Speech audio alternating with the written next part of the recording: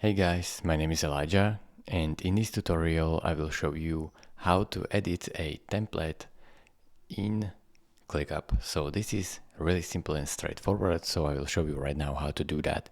First thing, go over here to your workspace name, click on it, and once you clicked your workspace name you should see this templates button right here, so click on it as well.